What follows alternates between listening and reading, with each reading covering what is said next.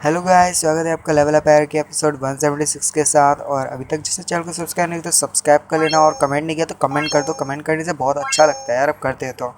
Episode की starting में हमें अतीसे को दिखाया जाता है, जो कि काफी ज्यादा उदास होता है और रात का सीन होता है। आइफर अतीसे के पास आके उससे बोलती है कि अतीसे अतीसे मुझे सच सच बताओ, क्या तुम्हारा और भी कोई प्लान है या नहीं, और तुमने रियो हानबीन से ऐसा भला क्यों कहा। अतीसे जाते हुए कहता है, बस मैंने तो उससे सच ही कहा और कुछ नहीं। अतीसे बोलता है कि वो चाहता है कि रियो हानबीन जो है वो हैप्पी रहे, और यहाँ पे जितने भी लोग हैं वो सारे खुश और ऐसे खुशहाल लाइफ बिताए। आइफर थोड़ा चिल्लाते हुए बोलती है, पर अतीसे ऐसा क्यों। अतीसे उसको टोकते हुए कहता है, पर वास्तव में मेरे पास एक प्लान है। मेरे पास और कोई चारा नहीं था तो मुझे ये सब बोलना ही पड़ा। इससे हमारे जो दुश्मन है उनका गार्ड डाउन हो जाए और हमारे पास एक मौका हो। अतीसे बोलता है, और हाँ, मैं तुम्हें उल्लू नहीं बना सकता आइफर। आइफर अतीसे की बात सुन के काफी ज्यादा खुश हो जाती है। आइफर फिर अपना मुंह को घुमा लेती है। अतीसे कहता है, क्या हुआ, माफ कर दो प्लीज आइफर, मुझे माफ कर दो। आइफर कहती है, नहीं, अब इसका कोई फायदा नहीं। आइफर कहती है, अतीसे तुम एक्टिंग में बिल्कुल भी अच्छे नहीं हो। अतीसे आइफर से बोलता है कि मेरे ख्याल से हानबीन भी उल्लू बन गया है। आइफर बोलती है कि हानबीन जो है वो काफी ज्यादा सीरियस है, क्योंकि वो हानबीन है तो वो शायद से ठीक ही है।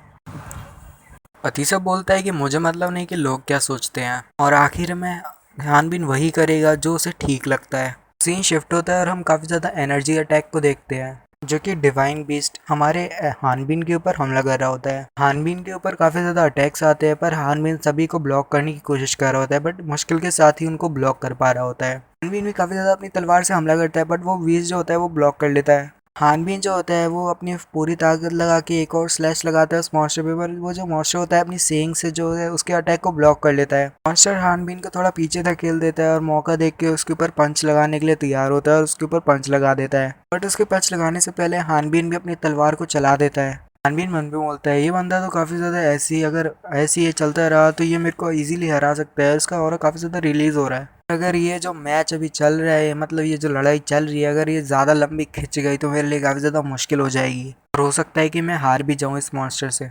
तभी हम देखते हैं वो मॉन्स्टर होता है वो अपने हाथ को हानबीन के ऊपर करके उसको नीचे की तरफ मारने वाला होता है। हानबीन के पास डॉज करने के लिए या ब्लॉक करने के लिए समय नहीं होता, और यहाँ पे हम देखते हैं वो जल्दी से उसके ऊपर हानबीन के ऊपर अपने हाथ को मारता है, जिससे ज़मीन के अंदर हानबीन घुस जाता है। हानबीन जो होता है मॉन्स्टर से काफ़ी ज़्यादा संभल के यहाँ से बाहर निकलता है उसके हाथ के नीचे से, और उसके ऊपर चला जाता है। और वहीं हानबीन फिर से अपने मन में कहता है कि मुझे कुछ भी करके जो ये जो फाइट है इसको जल्दी से जल्दी खत्म करनी होगी। हानबीन पूरी ताकत लगा के एक स्वॉर्ड्स की स्लैश सामने की तरफ लगाता है। हानबीन की जो स्लैश होती है वो मॉन्स्टर की तरफ जा रही होती है, कि जो मॉन्स्टर होता है उसकी जो स्लैश है उसको देखते हुए जोर की दहाड़ लगाता है, जिसकी वजह से जितना भी होता है उसका ऑरा वो डेसिपेट हो जाता है हानबीन का। हानबीन सोच रहा होता है कि मैंने जितने ऑरा को जोर से लगा के उसके ऊपर स्लैश लगाई थी वो तो सारी स्कैटर हो गई। जो मॉन्स्टर होता है यानी डिवाइन बीस्ट होता है अपने दोनों हाथों को जमीन के अंदर गाड़ लेता है। हानबीन हैरान होता है कि ये आखिर करने के हवाला है। तभी हम देखते हैं वो मॉन्स्टर काफी तेजी के साथ आगे बढ़ता है और वो हानबीन पे हमला करते हुए आगे निकल जाता है। हम देखते हैं डेंजन के बाहर, जहाँ पे लियोनार्ड ने जो एक बैरियर बनाया था उस बैरियर में क्रैक आने लगते हैं।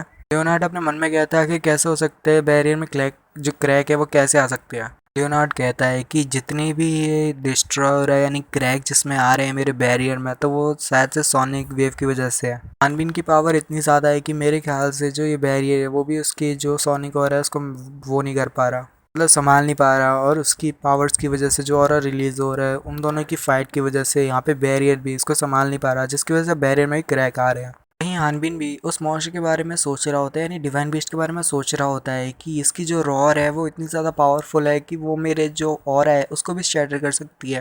हानबीन फिर कहता है, ये तो वास्तव में एक डिवाइन बीस्ट ही है, क्योंकि हानबीन का यहाँ पे उस साइड से ब्लड जो है वहाँ से निकल रहा होता है, तो हानबीन को वहाँ पे काफ़ी ज़्यादा दर्द होता है। तभी जो लियोनार्ड होता है वो यहाँ पे हानबीन की मदद करता है। लियोनार्ड सब कुछ वहीं से खड़ा देख रहा होता है और फिर वहाँ से कहता है हानबीन से कि हानबीन अब बहुत हुआ, तुम रिट्रीट कर लो, यानी वहाँ से पीछे हट जाओ, दोबारा यहाँ पे आ जाओ, क्योंकि मैंने सब कुछ जो है यहाँ पे फिगर आउट कर लिया है, इसके पैटर्न को समझ लिया है, यानी ये कैसे हमला करता है सब कुछ समझ लिया है। तो अभी के लिए ये समय नहीं है इसको ख़त्म करने का, हम बाद में इसको करेंगे, अभी के लिए हमें पीछे हटना होगा। लियोनार्ड ने वहाँ पे अपने जो वो था क्यूब या बैरियर उसको यहाँ पे एरिक के वहाँ पे लगाया था, बट एरिक जो होता है उसको तोड़ देता है, और वो जो लियोनार्ड होता है वो हैरान होता है कि एरिक ने ऐसा क्यों किया।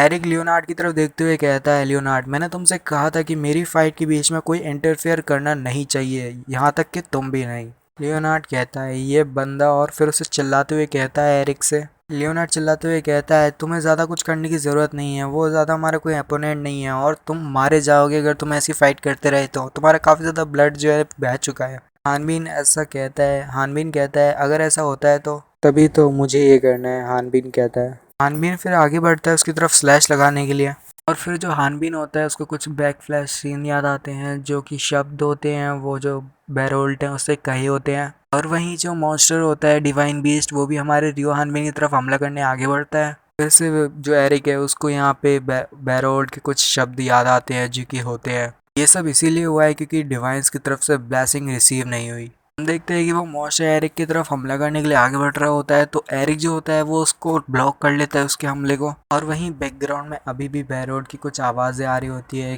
कि ये सब इसीलिए क्योंकि वो अर्थलिंग्स हैं और तुम भी एक हाफ अर्थलिंग्स हो, यानी कि जो हमारा एरिक है वो भी एक हाफ जो है अर्थलिंग्स है। और तुम इसका आंसर जानते हो और वो लोग भी इसका आंसर जानते हैं क्योंकि एरिक एक हाफ अर्थलिंग से यानी मतलब एक इंसान है जो कि अर्थ से आया है। तो तुम्हारे लिए एक बेहतरीन बात यह है कि तुम जो है अपने दुश्मन का जो है लेवल देख सकते हो, कि तुम अपने एनिमी का जो है वो देख सकते हो लेवल, तो तुम जान सकते हो कि वो तुमसे हाई लेवल का है या फिर लो लेवल का है। जो एरिक होता है वो जो मॉन्स्टर होता है प्रेशर लगा रहा होता है और उसको धक्का दे रहा होता है एरिक को, और वो एरिक जो होता है पीछे घसीटता हुआ जाता है। हम देखते हैं जो एरिक होता है फिर वो कुछ टाइम बाद एक स्ट्रेटजी करता है, यानी एक स्ट्रेटजी बनाता है और जो है अपनी जो तलवार होती है उसको टूट के अपने जो कमर के साइड साइड में लगा लेता है, लेफ्ट और राइट में। मतलब एरिक नहीं, जो वो मॉन्स्टर होता है वो असल में एरिक के दोनों साइड में जो है अपने सींग को ऐसे डाल देता है और देखने में ऐसा लग रहा होता है कि जो एरिक है उसमें तलवार तोड़ के लगा दी, बट ऐसा कुछ भी नहीं है। वो जो मॉन्स्टर है उसने अपने सींगों को जो एरिक की कमर पे ऐसे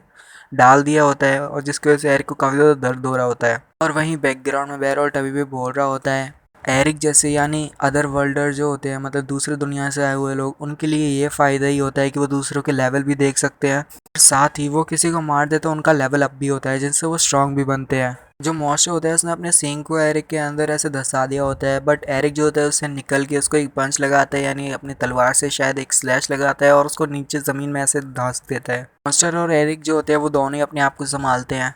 एरिक होता है उसको काफ़ी ज़्यादा ब्लड जो है बह चुका होता है और हम देखते हैं मॉन्स्टर को जो कि एरिक की तरफ देख रहा होता है, पर तभी उसे एहसास होता है कि उसकी गर्दन में तो एरिक का जो तलवार का वो होता है कवर या जो भी आप कह सकते हो जिसमें तलवार को रखा जाता है, वो जो होता है उसका हिस्सा वो उस मॉन्स्टर के गले में है, मतलब बोल सकते हो वहाँ पे लगा हुआ होता है गर्दन में। मॉन्स्टर भी काफ़ी ज़्यादा हैरान होता है कि ये कब उसके ऐसे गले में पड़ गया, मतलब गले में घुस गया।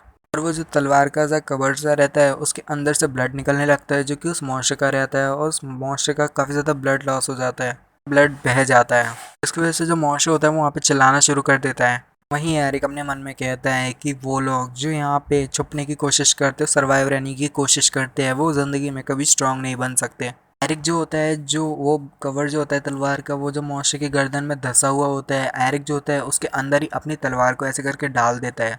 इसकी वजह से वहाँ पे और भी ज़्यादा वहाँ पे मॉन्स्टर का जो ब्लड होता है वो निकलने लगता है और ब्लड जो है बहने लगता है मॉन्स्टर का।